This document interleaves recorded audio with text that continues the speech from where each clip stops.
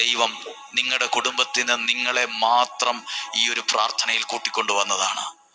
എല്ലാവരും ഇത് കാണുന്നില്ല, ചിലരിത് ഓപ്പൺ ആക്കുക പോലുമില്ല, ചില ആളുകൾ ഇത് ശ്രദ്ധിക്കത്തില്ല. കുറ്റം പറയുന്നവരുണ്ട്, വിമർശിക്കുന്നവരുണ്ട്, കളിയാക്കുന്നവരുണ്ട്, പല അഭിപ്രായങ്ങൾ പറയുന്നവരുണ്ട്. പ്രിയപ്പെട്ടവരെ, വിമർശിക്കുന്നവരെ അല്ല ദൈവം അനുഗ്രഹിച്ചത്, വിശ്വസിച്ചവരെയാണ്.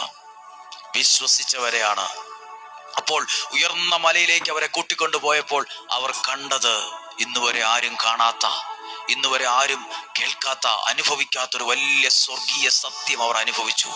ഇതുപോലെ ആർക്കും കിട്ടാത്ത ചില ഭാഗ്യം പ്രാർത്ഥിക്കുന്ന, വചനം കേൾക്കുന്ന നിനക്ക് ദൈവം തരും. ആർക്കും കിട്ടാത്തൊരു മഹാഭാഗ്യം ദൈവം നിനക്ക് തരും. ആർക്കും കിട്ടാത്ത ചില ഭാഗ്യം, ആർക്കും കിട്ടാത്ത ചില നന്മകൾ, ആർക്കും കിട്ടാത്ത ചില അനുഗ്രഹങ്ങൾ സ്വർഗം പ്രിയരെ നിനക്ക് ദൈവം തരും. സങ്കടപ്പെട്ടിരിക്കുന്ന നിനക്ക് ദൈവം തരും, പ്രയാസപ്പെട്ടിരിക്കുന്ന നിനക്ക് ദൈവം തരും. എല്ലാ വഴി അടഞ്ഞുപോയി എന്നും പറഞ്ഞ് തലകുനിച്ചിരിക്കരുത്. നമ്മൾ പ്രാർത്ഥിക്കാൻ പോവുകയാണ്. പ്രിയരെ, നിങ്ങൾ എഴുതി വച്ച ആ നിയോഗത്തെ ആ വചനത്തിലേക്ക് കൊണ്ടുവച്ചിട്ടൊന്ന് പറ, കർത്താവേ, ഈ വചനം ഞാൻ വിശ്വസിക്കുന്നു, ഈ വചനം ആത്മാവിൽ ഞാൻ ഏറ്റെടുക്കുന്നു, ഈ വചനം എന്നോട് സംസാരിച്ചതായി ഞാൻ കാണുന്നു. ഞാനും പല കാര്യത്തിൽ ദുഃഖിതരാണ്, ഞാനും പല കാര്യത്തിൽ മനസ്സ് തകർന്നിരിക്കുവാണ്. എൻ്റെ പ്രതീക്ഷകൾ നഷ്ടപ്പെട്ടിരിക്കുന്ന സമയത്തായി വചനം കേട്ടത്.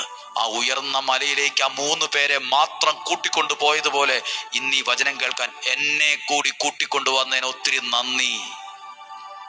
ആർക്കും കിട്ടാത്ത ചില ഭാഗ്യം നിങ്ങൾ അനുഭവിക്കും.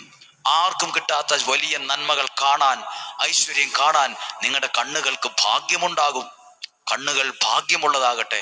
അനുഗ്രഹങ്ങളെ കാണാൻ, ഐശ്വര്യം കാണാൻ, ദൈവം നൽകുന്ന നന്മകൾ കാണാൻ ഐശ്വര്യമുള്ള കണ്ണുകൾ നിനക്ക് ദൈവം തരട്ടെ. ദൈവം അനുഗ്രഹിക്കട്ടെ.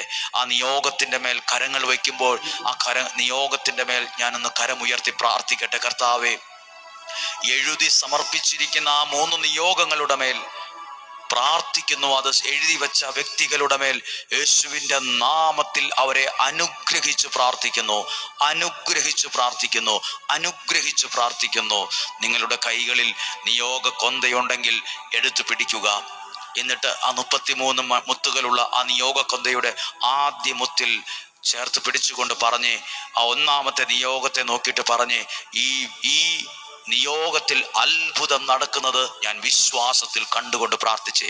നസ്രായനായ എൻ്റെ യേശുവേ, ഞാൻ എഴുതി സമർപ്പിച്ച ഈ നിയോഗത്തെ അങ്ങ് സ്വീകരിച്ച് അതിന്മേൽ നിലനിൽക്കുന്ന എല്ലാ തടസ്സങ്ങളെ, എല്ലാ ബന്ധനങ്ങളെ പൂർണ്ണമായും എടുത്തു മാറ്റി സാധിച്ചു തന്ന് എന്നെ അനുഗ്രഹിക്കണമേ.